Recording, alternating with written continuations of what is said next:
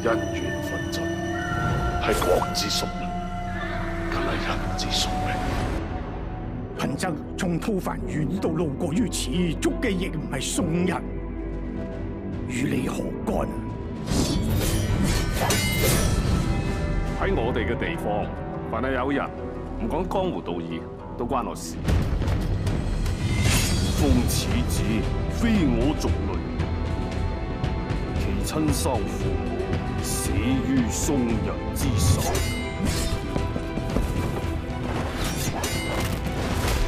宋人同你嘅仇恨不共戴天。